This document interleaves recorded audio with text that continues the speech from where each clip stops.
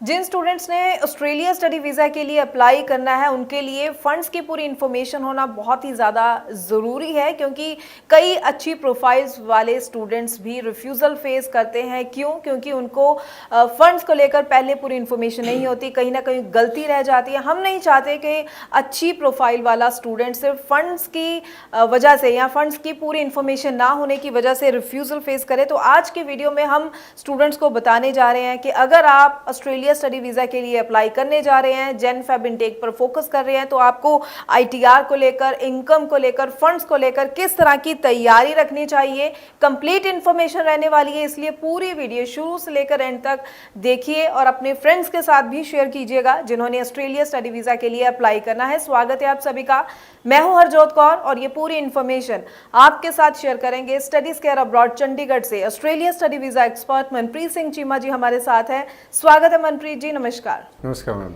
मनप्रीत जी, जैसे कि मैंने शुरुआत में ही बात की है, तो मैं ज़रूर चाहूँगी कि आप स्टूडेंट्स को A to Z पूरी इन्फॉर्मेशन दीजिए ताकि कहीं भी कोई गलती स्टूडेंट ना करे। कंप्लीट इन्फॉर्मेशन के साथ ज़रूर स्टूडेंट्स को ये भी बताइएगा अक्सर कहाँ पर स्टूडेंट की तरफ से गलती रह जाती है जिसकी वजह से उनको रिफ्यूज़ल फेस करनी पड़ती है। एक एक पॉइंट स्टूडेंट्स को ज़रूर गाइड कीजिए। जी हरजोत मैम, जैसे कि अकेडमिक्स इम्पॉर्टेंट हैं। अगर कोई बच्चा बाहर जाके पढ़ना चाहता है तो जो फाइनेंशियल्स हैं वो उससे भी ज़्यादा इम्पॉर्टेंट हो गए हैं। तो मेरे को लगता है कि जो आपने अभी बोला कि बच्चों से गलती हो जाती है, मुझे लगता है कि ये पेरेंट्स से ज़्यादा गलती हो जाती है, क्योंकि फाइनेंशियल सारे पेरेंट्स ने ही मैनेज करने हैं। पेरेंट्स को लगता है कि बच्चा बढ़ रहा है, बच्चा परसेंटेज ले जाएगा तो उसका वीज़ा इजीली हो जाएगा, हमने तो फ़ीस ही भरनी है। तो मैं ये बता दूं कि फ़ीस के अलावा भी बहुत डॉक्यूमेंटेशन है जो ऑस्ट्रेलिया के लिए मैंडेटरी है। उसके बिना आपकी ऑफर लेटर भी नहीं आएगी आज की डेट में, क्योंकि यूनिवर्सिटीज़ भी फाइनेंशियल्स चेक कर रही हैं, हाई कमीशन तो कर ही रहा है। तो बेसिक आपने जैसे बोला A to Z में देखो एक दो चीज़ें हैं। एक है कि बच्चे के पेरेंट्स के फाइनेंशियल्स, एक है इनकम। तो ये दोनों चीज़ें पैरेलल चलती हैं। अगर किसी की इनकम कम है, फाइनेंशियल्स हैं, फंडिंग है उसके पास, वो केस भी नहीं होगा। जिसकी के पास फंडिंग नहीं है लेकिन फाइनेंशियल एनुअल इनकम अच्छी है, उसका केस भी नहीं होगा। तो इन दोनों चीज़ों का ही होना ज़रूरी है। आपकी इनकम भी होनी ज़रूरी है और आपके पास पैसा होना भी ज़रूरी है। इससे मतलब क्या है, देखो जो हम ITRs फाइल करते हैं आज की डेट में, जो यूनिवर्सिटीज़ है वो इतनी स्ट्रिक्ट हो गई हैं कि वो बोल रहे हैं कि मोर देन 70% इनकम पेरेंट्स की मैंडेटरी है। पहले क्या होता था कि अगर पेरेंट्स की इनकम कम भी है, मान लो फादर की इनकम 2-3 लाख है, लेकिन बाकी वो किसी रिलेटिव को ऐड कर लेते थे जिसकी इनकम ज़्यादा होती थी, जहाँ ग्रैंड पेरेंट्स को ऐड कर लेते थे और वो जो कंडीशन है वो फुलफ़िल हो जाती थी। हाई कमीशन और यूनिवर्सिटीज़ बोलती थी ठीक है यार, आपने ITRs दिखा दी, चाहे किसी की भी हैं, इट्स वैलिड। बट आज की डेट में क्या है कि अगर आपके चाहे आपके पेरेंट्स इनकम का सोर्स है, पेरेंट्स की इनकम कम है, और आपके चाहे आपके ग्रैंडफादर, जो आपके चाचे ताया, जो आपके क्लोज रिलेटिव्स हैं, उनकी इनकम ज़्यादा है, तो हाई कमीशन नहीं एक्सेप्ट करता, यूनिवर्सिटीज़ भी नहीं एक्सेप्ट करती। तो जो भी पेरेंट्स बिजनेस में हैं, जो जॉब में हैं, वो अपनी प्रॉपर ITRs फाइल करो। यूनिवर्सिटीज़ की जो मिनिमम बेसिक पेरेंट्स की इनकम की रिक्वायरमेंट है वो इन टर्म्स ऑफ परसेंटेज है कि 70 to 80% होनी चाहिए। इन टर्म्स ऑफ अगर हम पैसे की बात करें तो 10 lakh above, 12-13 depend upon the university. कोई यूनिवर्सिटी पेरेंट्स की इनकम 10 लाख ले रही है मैंडेटरी, कोई ले 12 लाख, कोई 14 लाख भी मैंडेटरी ले रही है। चाहे आपके रिलेटिव्स के पास जितना मर्जी पैसा हो, उनको पेरेंट्स की ही इनकम चाहिए। तो पहले तो आप अपनी ITRs को फाइल कीजिए प्रॉपर वे में, जो इनकम है उसको शो कीजिए और अच्छी ITRs फाइल करिए। अपनी फादर मदर दोनों की ITRs आप फाइल करो अगर दोनों वर्किंग है तो। सेकेंडली उसके बाद क्या है कि बिज़नेस में है जो लोग, बिज़नेस में जो लोग हैं वो भी अपनी ITRs को नहीं फाइल करते हैं। उनके अगर वो ITR फाइल अच्छी कर रहे हैं तो उनके पास GST न, बिज़नेस में जो लोग हैं उनके लिए तो डॉक्यूमेंटेशन, बहुत ज़्यादा डॉक्यूमेंटेशन बढ़ गई है।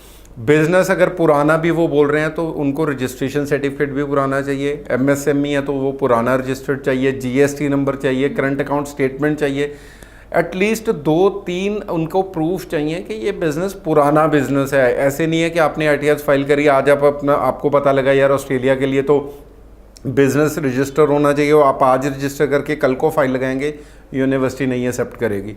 तो कोई भी डॉक्यूमेंटेशन है उसको प्रॉपरली मैनेज करके रखो अगर आपने बच्चे को ऑस्ट्रेलिया भेजना है। चाहे आपके पास पैसा है, चाहे आपकी इनकम अच्छी है, लेकिन अगर वो पेपर्स में नहीं है तो वो किसी काम की भी नहीं है।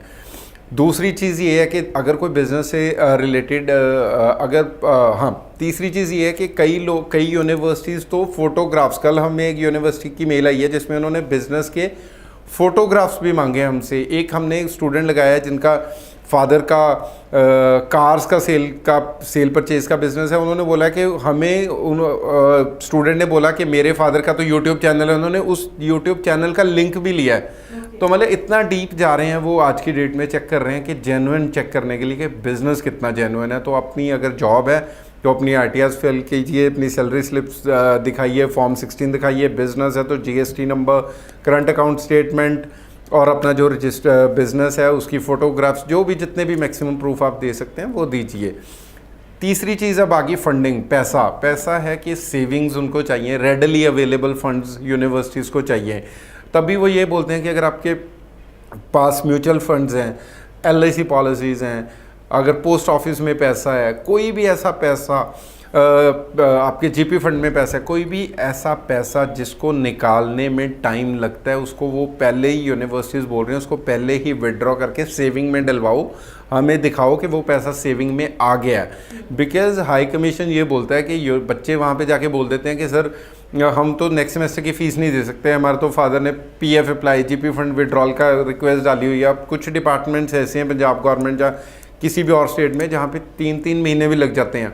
तो लॉजिकली आप सोचिए कि बच्चे को फ़ीस आज चाहिए, उसके फादर रिक्वेस्ट डाल रहे हैं, वो 3 महीने बाद निकाल रहे हैं, तो बच्चा फ़ीस कैसे देगा। इसलिए हाई कमीशन बोलता है कि भाई जो भी फंड्स हैं that should be readily available to the student, वो सारे के सारे पैसे को सेविंग में डलवाओ और फिर यूनिवर्सिटीज़ को शो करो।